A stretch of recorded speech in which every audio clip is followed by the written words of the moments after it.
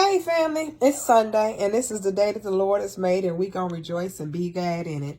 I've tried a couple of times to make this video and get it done, but for whatever reason, I'm getting all kind of text messages and this, that, and the other. And you know that's crazy because sometimes you can be at home, phone won't ring, nothing. And then as soon as you go to do something, all of a sudden it gets started. So for the third time, I'm going to try it again. Good morning, family. This is the day that the Lord has made. My name is Elder Dana T. Samuel, and guess what? This is day 12 of our fast. Today's reading is Matthew 12, 13, and 14. Today we're going to discuss those that are previous. What is that? Matthew 7, 8, and 9, I believe that is.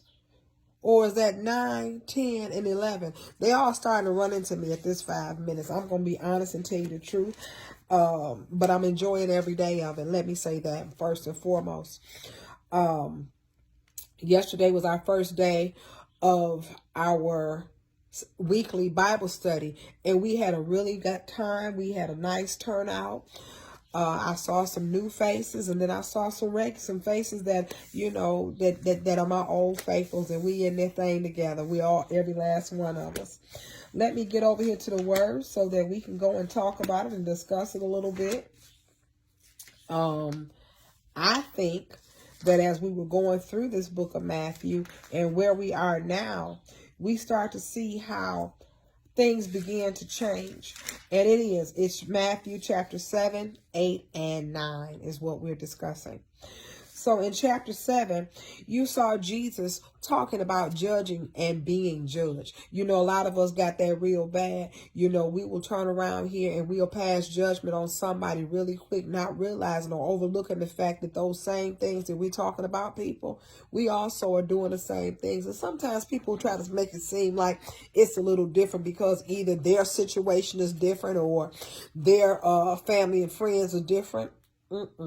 Like I had a conversation the other day with somebody who was talking about medical marijuana, and they were telling me about all the different things that they can do with it and what they're doing. And then I asked a question. I said, well, let me ask you something. What's the difference between you and somebody that's selling drugs? Well, marijuana is legal. I said, the federal government doesn't recognize it, and I ain't got nobody, I don't have anything against anybody, but the question is this. Are you licensed to do the things that you do? Because if not, you just a drug dealer. But that's a whole nother story. I ain't going to get into that because I don't want y'all calling me back. Dana! It is what it is. Anyhow, verse 6 says something that was very, very profound. He said, cast not your pearls before swine. Many of us have that problem. We will turn around and we will tell things to people who have no business knowing what's going on in our lives. You know, we sit back and we have a tendency to talk about things or matters of the heart to other people. And when we have those conversations, lo and behold, they'll turn right back around and use those things against you. Those are some of the part of the teachers that Jesus warned us of in chapter 7. Chapter 8. Let's move over to chapter 8. Chapter 8, as Jesus was teaching, he began to cast out devils. How about that?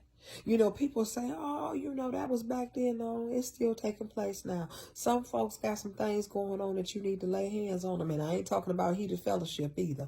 I'm talking about actually for prayer. They need to lay hands on some people. Cast out some devils. Then in chapter 9, Jesus also, he did healing. He healed somebody of leprosy. And again, then you also saw the woman who laid her hands on Jesus's garment and she was made whole. You also had someone who came to Jesus and said to him, hey, my servant is sick, but can you send your word? He said, well, no, let's go. He said, no, I've got people that listen to me and I tell them to go and they go. I tell them to come and they come. Lord, you too holy for that. I don't need you here. I just need you to send your word because I know who you are. Now, this chapter here, it talks about faith. And it talks about the faith that you and I should possess. You and I should have, where we can sit down and have a conversation in prayer with God and ask God. He said, for Whoever asks it shall be given. Whatever door you knock on, it should be open. Because I'm going to tell you something. I just had something that happened in my life just in the last few days where I had turned around and I had went and I tried to get something to taking place and I was denied. Next thing I know, I had a conversation with my Father in heaven, and I said, Lord, you said you know what I have need of before I could even ask. You just said that to us in chapter 6. So with that being said, I'm telling you, I'm asking you to open up this door. It wasn't 24 hours after I said the prayer. Not only did he open the door, he told me where to go. And I took care and did exactly according to what he said. And next thing you know, that thing was done. You can have 1,000 no's, but all you need is one yes from God. I hope that just encouraged somebody's faith. Anyhow, as we continue to read these chapters 10, 11, and 12 for today, I hope that your faith is continually to be encouraged in Jesus, that your prayer language continues to increase. I'm getting ready to end this. I'm going to go and enjoy some of this sunshine, but I want you to know that I love you and there's nothing that you can do about it. Even a dog want to get outside. See, I'll talk to y'all later. Bye.